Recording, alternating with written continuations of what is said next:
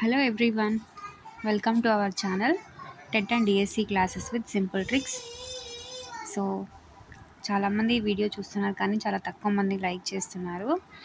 So మీ యొక్క సపోర్ట్ని తెలియజేయడానికి సో ప్లీజ్ మన వీడియోని కాస్త లైక్ చేయండి, షేర్ చేయండి అండ్ సబ్స్క్రైబ్ చేసుకోవడం మాత్రం మర్చిపోవద్దండి. Thank you. సో మనం ప్రీవియస్ క్లాసెస్లో third class, fourth class Telugu and fifth class ఇంగ్లీష్కి వచ్చేసాము. Third and fourth Telugu English and fifth ఇంగ్లీష్కి వచ్చేసాము. సో మనం టెక్స్ట్ బుక్లో ఉన్న గ్రామర్ పార్ట్ని డిస్కస్ చేసుకుంటున్నాము. సో ఈరోజు వచ్చేసి fifth class third lesson the నెక్లెస్లో ఏమేమి గ్రామర్ పార్ట్ ఇచ్చాడో చూద్దాం ఒకసారి.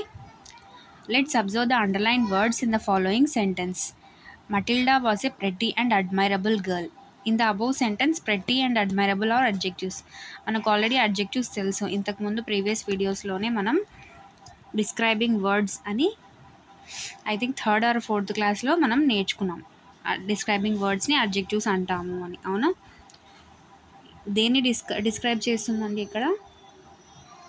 ఎస్, నౌన్ ఆర్ ప్రనౌన్ని డిస్క్రైబ్ చేసే వర్డ్స్ని మనం డిస్క్రైబింగ్ వర్డ్స్ అంటాము. ఆ డిస్క్రైబింగ్ వర్డ్స్ని అడ్జెక్టివ్స్ అంటున్నాం. అవునా?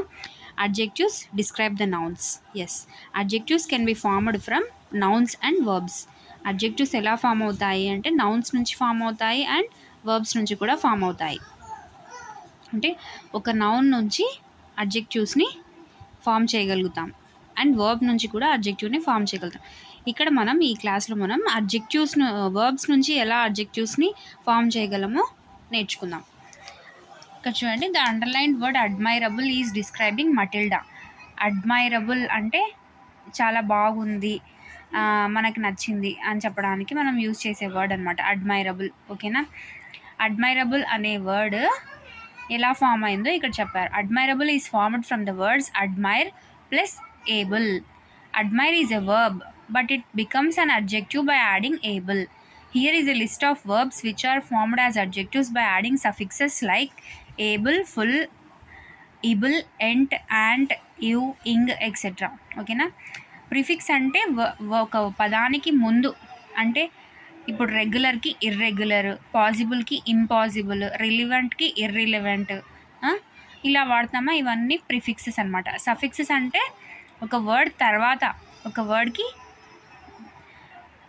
ముందు యాడ్ చేస్తే ప్రిఫిక్స్, వర్డ్ తర్వాత యాడ్ చేస్తే వర్డ్కి వెనుక యాడ్ చేస్తే దాన్ని సఫిక్సెస్ అంటాం. ఈ సఫిక్సెస్లో able, ful, ible, ent, ant, యూ, ఇంగ్ ఎక్సెట్రా ఇవన్నీ సఫిక్సెస్. చూద్దాం ఇక్కడ. Useful, helpful, harmful, remarkable, expandable, payable, flexible, sensible, responsible, different, excellent, urgent. ఓకేనా? ఇవన్నీ సఫిక్సెస్ అన్నమాట. Pleasant, ignorant, resistant, selective, creative, talkative, amusing, relaxing, surprising. ఓకేనా? ఇవన్నీ సఫిక్సెస్ని యూజ్ చేసి ఫామ్ అయిన వర్డ్స్ అన్నమాట. ఓకేనా? ఇక్కడ కొన్ని వర్డ్స్ ఇచ్చారు, మనమే సఫిక్సెస్ని తయారు చేయాలి అడ్జెక్టివ్స్ లాగా. Useful, remarkable, different, resistant, selective, amusing, expandable, sensible, pleasing. Okay? So ఇలా మనం సఫిక్సెస్ని యూజ్ చేసి వర్డ్స్ని ఫ్రేమ్ చేయగలుగుతాం. ఇవన్నీ ఏమవుతాయి? అడ్జెక్టివ్స్ అవుతాయి. అవునా? నెక్స్ట్ ఇక్కడ ఆర్డర్ ఆఫ్ అడ్జెక్టివ్స్ ఇచ్చారు. Very very very most important. చాలాసార్లు బిట్ వచ్చింది ఈ టాపిక్ నుంచి, మనం మాత్రం నెగ్లెక్ట్ చేయకూడదు. ఓకేనా? Let's observe the underline words in the following sentence. ఓకేనా?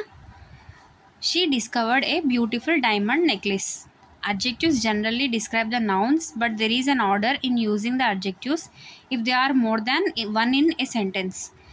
ఒక అడ్జెక్టివ్కి ఆర్డర్ ఏం అవసరం లే, అదొక్కటే ఉంటుంది సెంటెన్స్లో. కానీ 1 or more 2 or more ఇంకా ఎక్స్ట్రా అడ్జెక్టివ్స్ ఉన్నాయంటే దానికి ఆర్డర్ కావాల్సిందే.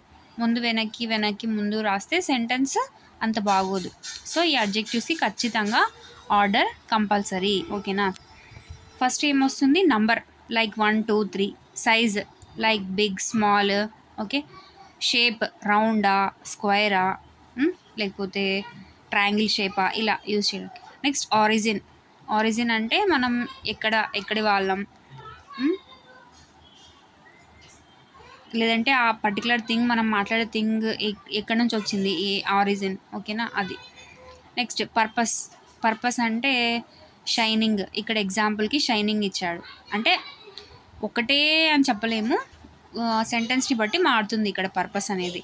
ఒకటి షైనింగ్ ఉంటుంది, ఒకటి ఇంప్రెస్సింగ్ ఉంటుంది, ఇంకొకటి ప్రిపేరింగ్, సో అలాగా. నెక్స్ట్ ఒపీనియన్, అది బ్యూటిఫుల్లా అగ్లీనా లేకపోతే స్కేరీనా, ఇంకా చాలా చాలా వర్డ్స్ వస్తాయి. నెక్స్ట్ ఏజ్, ఏజ్ వచ్చేసి ఓల్డా యంగా. నెక్స్ట్ కలర్, కలర్ కలర్ గురించి మాట్లాడడానికి కూడా ఆర్డర్. మెటీరియల్, అది ఏ దాంతో ప్రిపేర్ అయ్యింది అని చెప్పడానికి కూడా ఆర్డర్ యూస్ చేయాలి, ఓకేనా. First number, size, shape, origin, purpose, opinion, age, colour, material, ఓకేనా. ఓకేనా, number, size, shape, origin, purpose, opinion, age, colour, material, ఇవన్నీ ఖచ్చితంగా మనం గుర్తుపెట్టుకోవాల్సిందే, ఓకేనా. ఎన్ఎస్ఎస్ అంటే ఫస్ట్ సైజు తర్వాత షేప్, ఎన్ఎస్ఎస్. ఓపీఓ అంటే origin purpose opinion, origin purpose opinion, OPO. ACM, ACM. ఎన్ఎస్ఎస్లో జాయిన్ అయిన ఒక స్టూడెంట్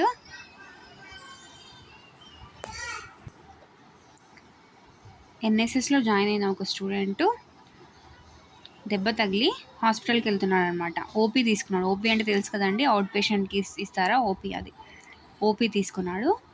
నెక్స్ట్ ఓఏ, ఓఏ అంటే ఓవర్ యాక్షన్ చేశాడు, సీఎం దగ్గరికి తీసుకెళ్లారు.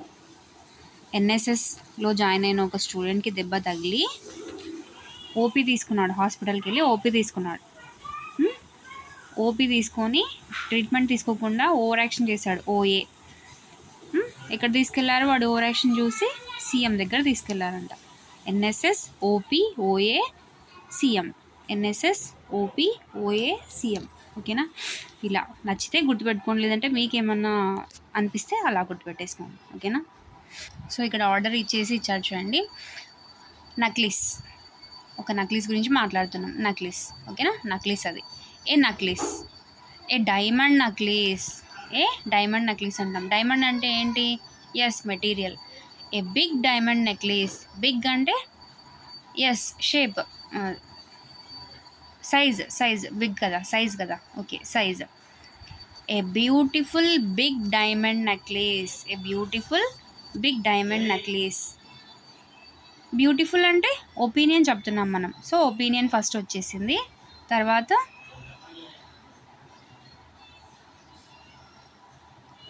సైజ్, తర్వాత మెటీరియల్, ఓకేనా. a beautiful big diamond necklace.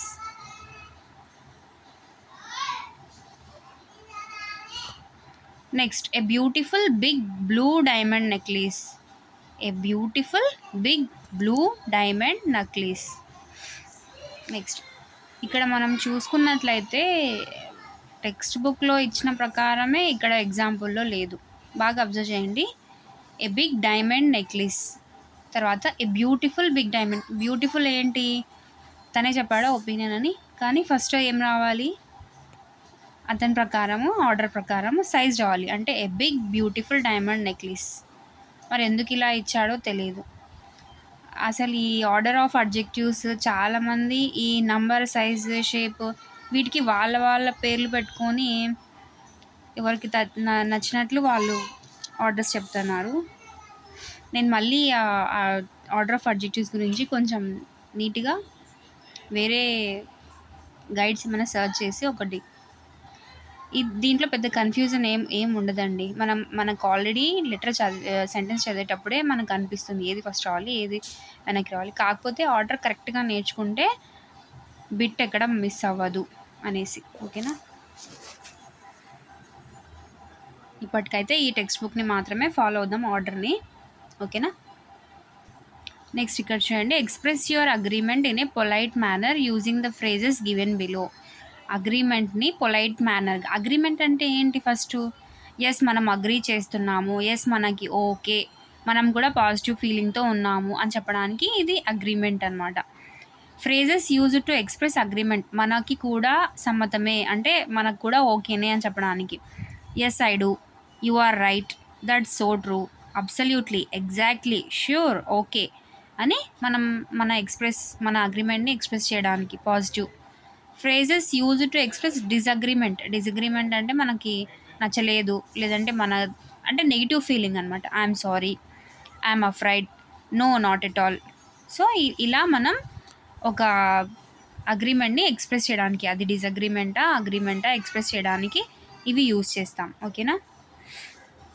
I think our English teacher Rachana is very great అని ఒక స్టేట్మెంట్ ఇచ్చాం. మనం అగ్రీ చేస్తే ఎస్ యు ఆర్ రైట్, లేదు డిసగ్రిమెంట్ చేస్తే నో నాట్ ఎట్ ఆల్ అనవచ్చు. అవునా. Our school garden is very big, sure చాలా బాగుంది, పెద్దగా ఉంది. What a nice dress she is wearing, yes yes exactly, ఇలా యూస్ చేసి. Girls and boys are equal, absolutely అంటాం.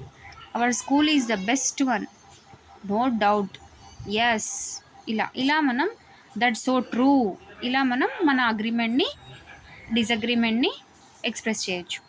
ఓకేనా. నెక్స్ట్ వచ్చేసి synonyms. Abdul Kalam is a dedicated scientist, Abdul Kalam is a committed scientist. You may observe that both sentences given the same message because of underline words. Such words are called synonyms. మనకు already synonyms అంటే meanings అని తెలుసు.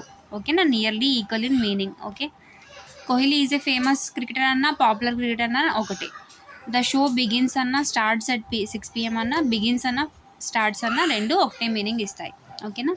Next bliss means happiness, success, victory, fortune, luck, award, prize, famous, popular, temper, attitude, first, begin.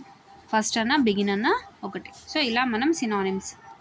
Next opposites చూసుకున్నట్లయితే ఆపోజిట్స్కి ఇంకో పేరు ఏంటండి, antonyms. Yes, fortune, misfortune, success, failure, remember, forget, last, first, real, unreal, friend, enemy.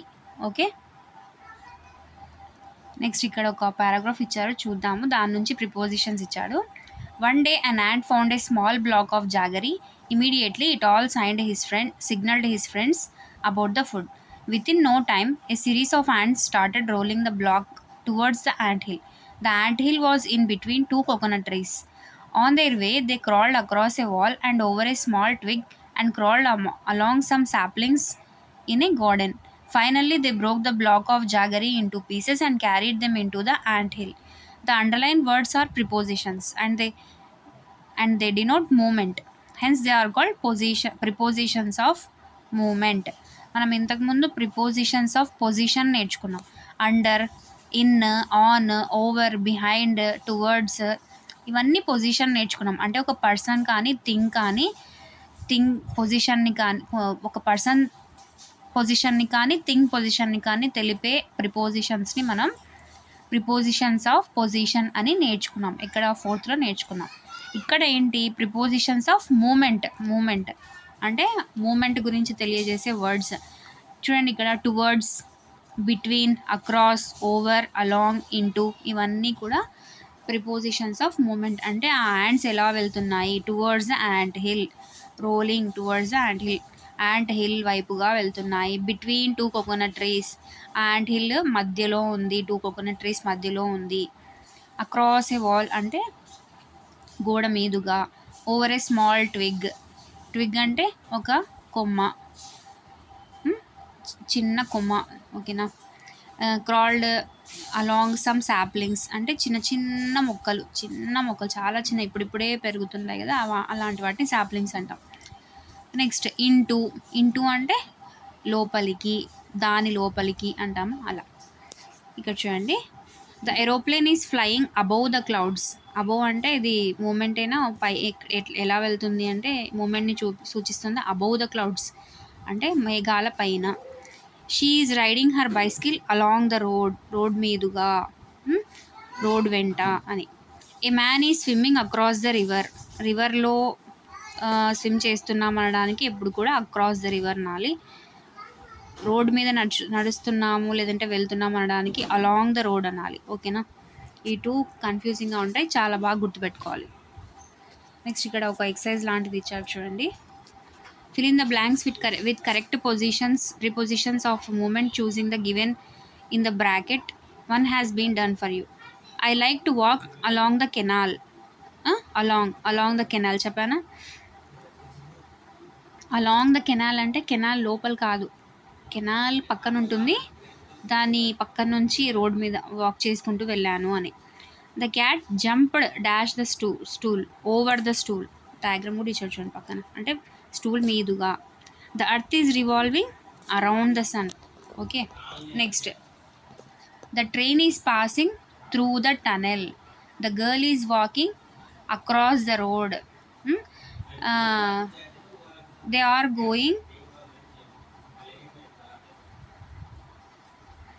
going towards the building. There is a cat between two tables. ఇలా మనం ప్రిపోజిషన్స్ని use చేస్తామన్నమాట అక్కడ ఉన్న hints ప్రకారం. నెక్స్ట్ ఇక్కడ సింపుల్ ప్రెజెంట్ టెన్స్ గురించి ఇచ్చాడు. మనకి ఎన్ని టెన్సెస్ అయిపోయాయండి? సింపుల్ పాస్ట్ అయిపోయింది, ప్రెజెంట్ కంటిన్యూస్ అయిపోయింది, ఫ్యూచర్ టెన్స్ అయిపోయింది, సింపుల్ ఫ్యూచర్ టెన్స్. ఇప్పుడు వచ్చేసి సింపుల్ ప్రెజెంట్ టెన్స్ అనమాట. కలాం